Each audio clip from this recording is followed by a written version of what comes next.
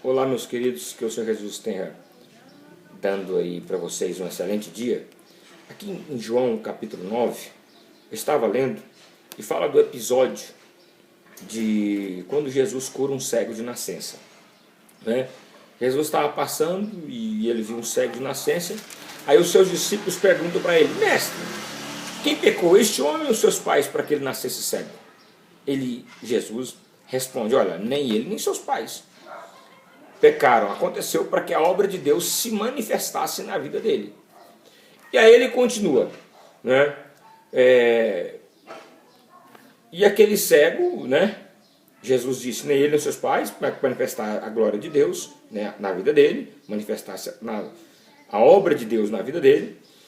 E aí ele, vendo aquele cego, a sua dificuldade, ele cospe no chão, mistura a terra com saliva e aplica nos olhos daquele homem. Então disse, vá lavar-se no tanque de Siloé, né?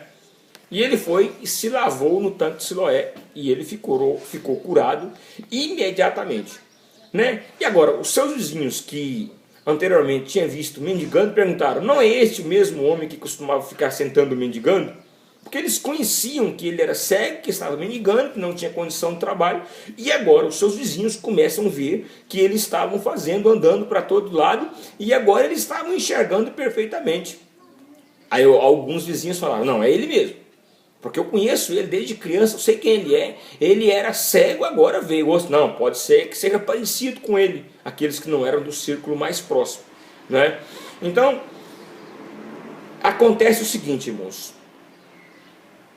Os seus vizinhos, os religiosos, perguntaram, então como foram abertos seus olhos? Interrogaram eles.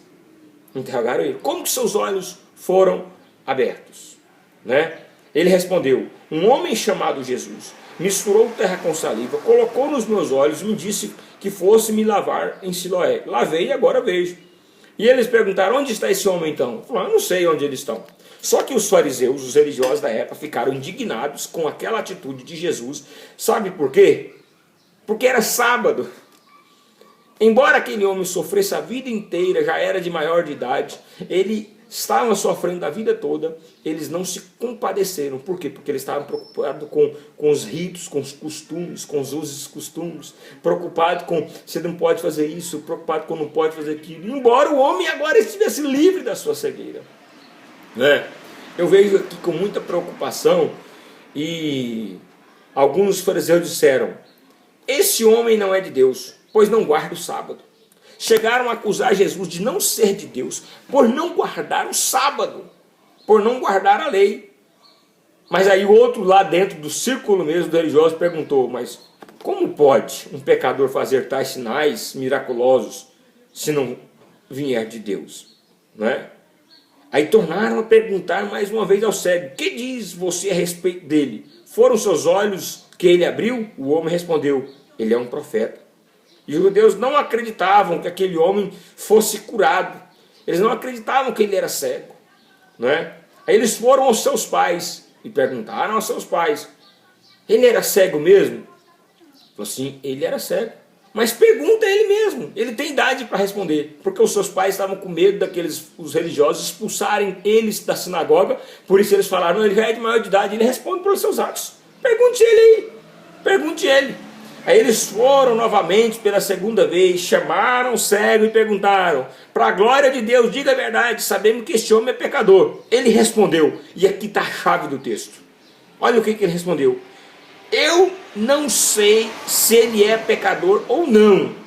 Uma coisa sei, eu era cego e agora vejo. Né? Eu acho isso aqui interessante, irmãos. Eu acho interessante isso aqui, porque depois disso eles insultam e falam assim, ó, você é discípulo dele, desse pecador. Nós não, nós somos discípulos de Moisés. Você é discípulo desse pecador, nós somos discípulos de Moisés. A tal ponto de não aceitarem as coisas de Jesus. Aí fala no versículo 34 do 9 de João. Diante disso eles responderam, você nasceu cheio de pecado, como tem a ousadia de querer nos ensinar agora?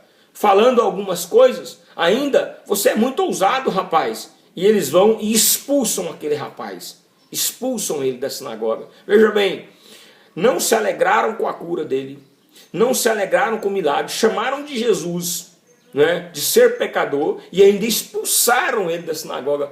Veja a falta de coerência entre aqueles homens. E aí continua na sua cegueira espiritual. Jesus então foi até o encontro desse rapaz que era cego e disse: você crê no Filho do Homem? Ele respondeu, perguntou o homem: quem é ele, Senhor, para que eu creia? Disse Jesus: você já tem visto e você está falando com ele. O versículo 38 diz o seguinte: Senhor, eu creio. E ele adora a Jesus. Veja bem, que coisa interessante.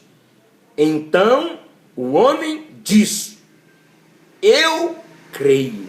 E o adorou. Alguns fariseus que estavam com ele ouviram dizer isto e perguntaram: acaso nós também somos cegos? Disse Jesus: se vocês fossem cegos não seriam culpados de pecado, mas agora que dizem que podem ver, a culpa de vocês permanece. Então Jesus não simplesmente cura aquele homem, mas ele traz ele para adorá-lo, para buscá-lo, para dar a oferta de salvação. Que coisa maravilhosa, que texto lindo.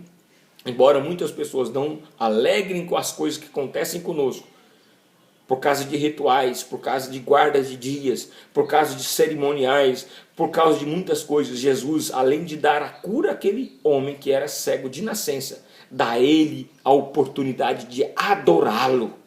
Uma coisa eu sei, se ele é pecador ou não.